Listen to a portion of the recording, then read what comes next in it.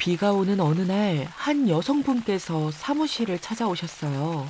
문을 열고 들어오며 저를 다급하게 부르더군요. 변호사님! 변호사님! 네, 안녕하세요. 저 좀 도와주세요! 아이들을 빼앗겼어요! 어떡해요! 많이 힘드시죠? 일단 여기 앉아서 천천히 말씀해 보세요. 제가 이혼 소송을 좀 잘못해서 1심에서 아이들을 다 빼앗겼어요. 저 좀 도와주세요. 아, 이혼 소송을 이미 진행 중이신가요? 네, 1심 끝났어요. 그런데 두 아이들 친권 양육권을 다 빼앗겼어요. 그래서 여기로 다시 찾아온 거예요. 저한테 이혼 사유도 없는데 이건 말도 안 돼요. 사실 많은 의뢰인들이 본인의 입장에서 말씀을 하기 때문에 의뢰인께서 이혼 사유가 없다고 해도 정말 없는지 상세히 살펴봐야 해요.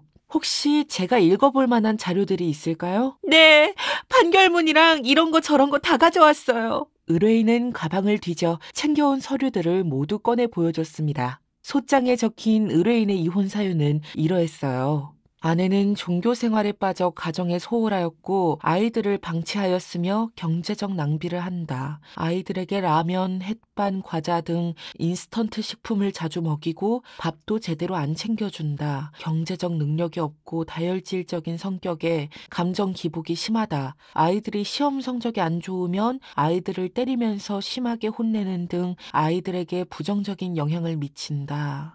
변호사님, 그건 정말 사실이 아니에요. 남편이 일방적으로 주장한 거예요. 반박할 증거들도 많이 있어요. 여기 제 사진들 좀 보세요. 의뢰인이 건넨 사진에는 의뢰인이 아이들의 학교, 학원 행사에 참여하고 밥을 차려주고 외식도 하는 등 행복해 보이는 모습들이 있었습니다. 그리고 또 다른 자료들도 꺼내 보여주셨어요. 그리고 이건 제가 장 본 영수증이에요. 이거 가계부랑 영수증들 모아놓은 거거든요. 저 인스턴트 식품은 사지도 않았어요. 최대한 아이들에게 밥 잘 해 먹이려고 했어요.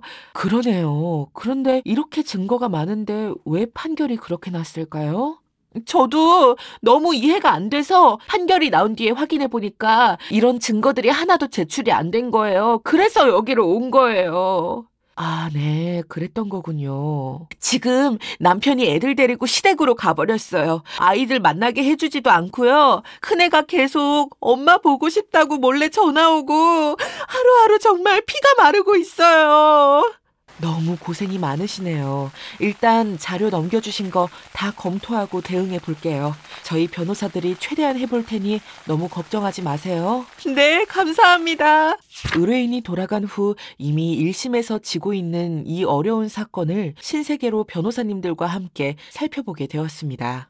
살펴보니 의뢰인의 주장이 다 맞네요. 아이들에게 소홀하지도 않았고 학교, 학원 행사에도 다 참석했고 아이들에게 인스턴트만 먹이지도 않았어요. 아이들과 사이도 좋았고 양육권을 다 뺏길 이유가 없는데. 그러게요. 억울하지만 어쨌든 지금 1심에서 패소하고 있는 상황입니다. 2심에서도 패소하면 의뢰인이 양육권을 가져오는 건 거의 힘들지 않을까 싶어요. 우리가 아주 적극적으로 의뢰인을 변호해야 합니다. 남편 측 의견 한마디 한마디에 모두 대응하고 판결을 엎을 만한 주장도 더 해야 되겠어요. 의뢰인과 몇 번 더 만나서 자료를 최대한으로 끌어내는 게 좋겠어요. 네, 그렇게 추진하겠습니다. 김 변호사는 의뢰인과 다시 상담을 진행했습니다.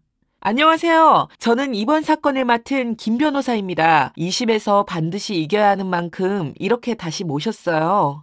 신경 써주셔서 감사합니다, 변호사님. 그간 결혼 생활에 대해서 쭉 다시 말씀해 주실 수 있으실까요? 네, 그럼요. 결혼한 지는 10년 됐고 남편은 회사원이에요. 저는 결혼 전에는 작은 회사의 사무직으로 일하다가 결혼 후 임신하면서 회사를 그만두고 전업주부로 쭉 지냈고요. 그런데 말이 전업주부지 저는 정말 많은 일들을 했어요. 시아버지께서 작은 과일 가게를 하셨는데 나이가 드셔서 혼자 가게 보는 걸 힘들어 하셨어요. 그래서 아이들 어린이집 가고 나면 제가 시아버지와 함께 가게를 운영했어요. 아이고 아가, 그건 내가 아마 아니에요, 아버님. 거의 다 했어요. 시아버지는 무거운 것도 잘 못 들게 하셨고 저를 참 예뻐해 주셨어요. 그리고 제게 늘 미안하고 고마워하셨죠. 몇 년 후 노환으로 아프셔서 병원에 계실 때도 제가 시아버지께 가장 자주 찾아가는 가족이었어요. 병원에 찾아가면 남몰래 저에게 쌈짓돈을 쥐어주곤 하셨어요. 이거 몰래 통닭 사 먹어라. 너만 먹어? 아버님. 시아버지는 입원하고 얼마 후 노환으로 돌아가셨어요. 그런데 시아버지께서 돌아가신 후 갑자기 남편과 시어머니의 태도가 돌변했습니다. 하루는 남편이 저에게 카드 한 장을 줬어요. 갑자기 무슨 카드야? 이제 생활비 대신 카드로 줄 거야. 카드? 당신 명의로 만든 거야? 그래, 알겠어. 그리고 나 오늘은 엄마 집에서 좀 자고 올게. 갑자기 혼자 남으셔서 내가 곁에 있어드려야 돼. 주말에 애들이랑 놀이동산 가기로 한 건 그 전엔 돌아올 거야.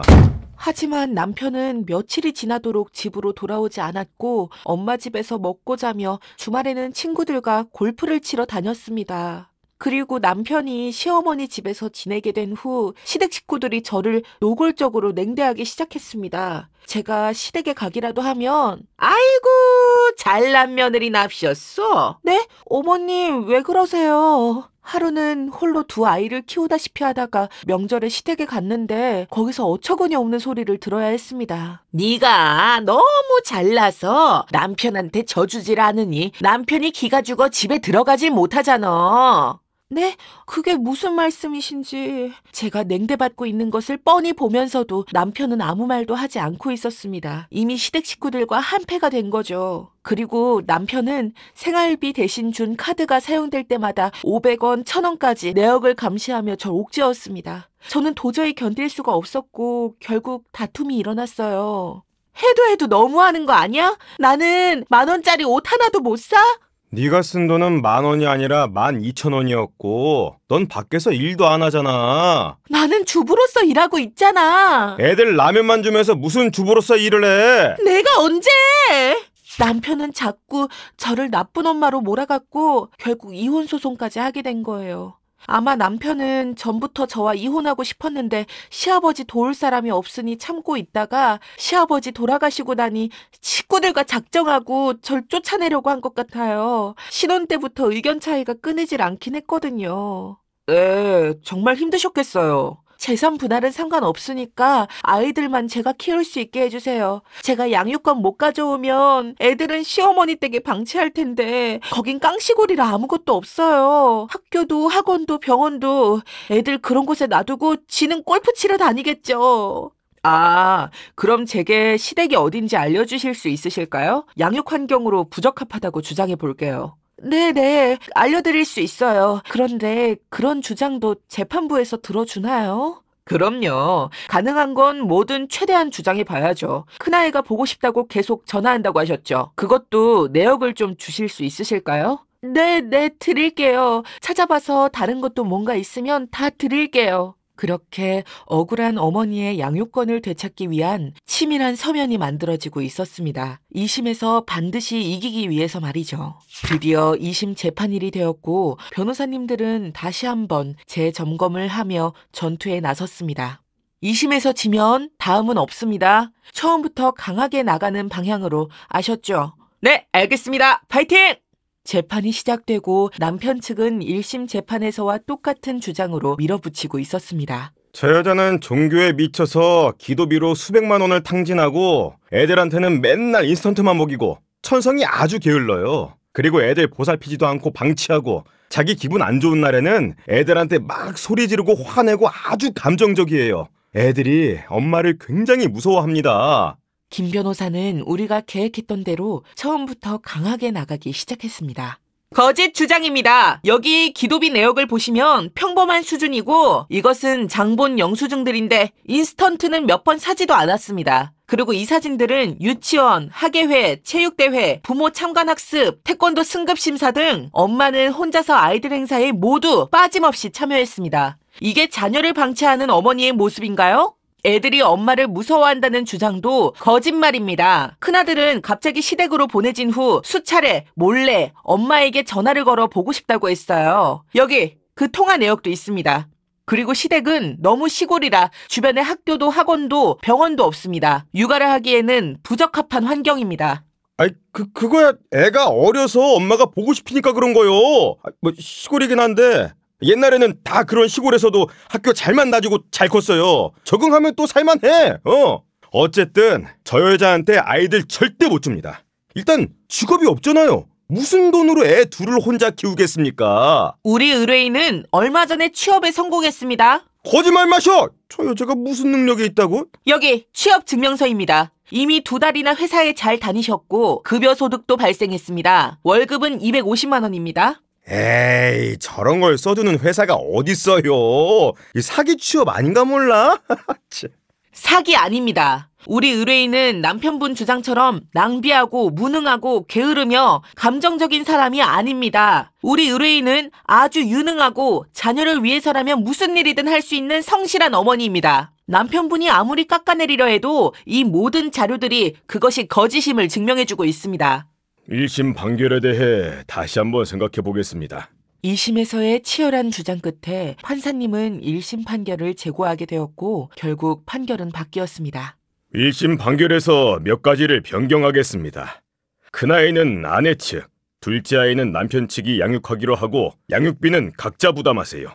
면접 교섭 시간 또한 더 자주, 더 길게 바꾸도록 하겠습니다. 그렇게 힘들었던 시간이 끝나고 의뢰인은 판결 결과에 감사의 뜻을 전하며 자신의 삶으로 돌아갔습니다. 그동안 고생 많았던 의뢰인이 아이들과 함께 행복한 삶을 살아갈 수 있길 진심으로 기원했습니다.